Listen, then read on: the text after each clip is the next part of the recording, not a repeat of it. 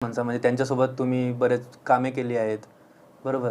स्वर्गीय शरद भाऊ मोहोळ कसं आहे माहिती आहे का, ज्यावेळी भाऊ गेले त्यावेळी बऱ्याचशा मीडियावाल्या लोकांनी भाऊंना गुंड गुंड गुंड बरोबर.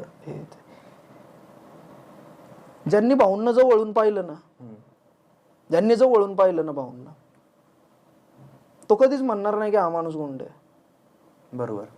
किंवा भाऊंची तळमळ, भाऊंचं हिंदुत्वासाठीचं प्रेम, भाऊंचं समाजाप्रती असणारं प्रेम, तरुणांना भाऊ कशा प्रकारे हाताळायचे, लहान मुलांना कशा प्रकारे हाताळायचे, हे जर लोकांना सांगितलं ना तर कुठलाच माणूस म्हणणार नाही की भाऊ गुंड आहेत म्हणून.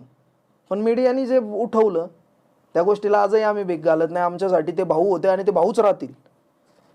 छत्रपती श्री शिवाजी महाराजांचा राजगडला जो राज्याभिषेक आम्ही करतो ना, पाऊस असताना सुद्धा दोघं नवरा बायको 2 वर्ष गडावरती. स्वाती वहिनींच्या बाबतीत पण मी कायम तेच म्हणेन, वहिनींच्या पायाचा प्रॉब्लेम असतो, पाय दुखतो त्यांचा, तरी सुद्धा गडावरती.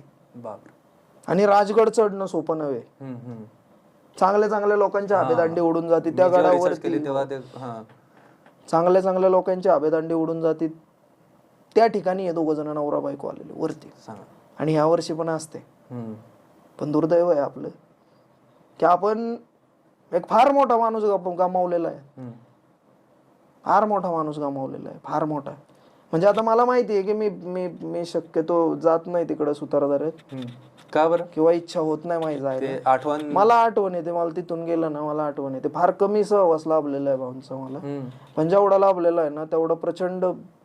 म्हणजे बरोबर, त्या आज माझी इच्छा नव्हती की तू, मला वाटलंही नव्हतं की तू विचारशील म्हणून तो प्रश्न. तुम्ही जर का नको वाटतं तो प्रश्न विचारायला. काय होतं की भाऊ नाही, मी याच्यासाठी विचारलं की मीडियामध्ये जर चुकीचं दाखवत आहे तर तुम्ही तर जवळून बघितलं, तर तुम्ही जवळून बघितलंय ना, तर तुम्ही खरी जी परिस्थिती सांगू शकता. त्यामुळे मी हा प्रश्न विचारला. देशभक्त होते, राष्ट्रभक्त होते, धर्मभक्त होते.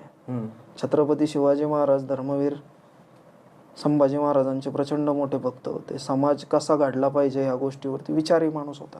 विचारी काय ना, यांनी काही म्हणू द्या, पण मी म्हणतो की समाजाने एक विचारी माणूस गमावला. बरोबर. तुमचा त्यांच्यासोबत कसा संपर्क झाला होता सुरुवातीला? म्हणजे सुरुवातीला अशीच ओळख झाली होती. एकदा गेलो, विचार पटायला लागले, मग तिथून पुढं सातत्याने एकत्र राहिलो. आणि तुमचं खूप मोठी जर्नी आहे, 10-15 वर्षाची जर्नी. तर एवढ्या मोठ्या तुम्ही प्रवासातून काय एक गोष्ट शिकले की काय तुम्हाला वाटतं की सांगावं म्हणून, काय तुम्हाला समजलं? सगळ्यात महत्वाची गोष्ट काय आहे माहिती आहे का, ह्या सगळ्या गोष्टीतनं किंवा आजपर्यंत जे मी काम करत आलो यातून एक गोष्ट शिकलो मी, राष्ट्र घडवावं लागतं आणि ते घडवण्यासाठी ना 5-10 पिढ्या खर्ची पडाव्या लागतात.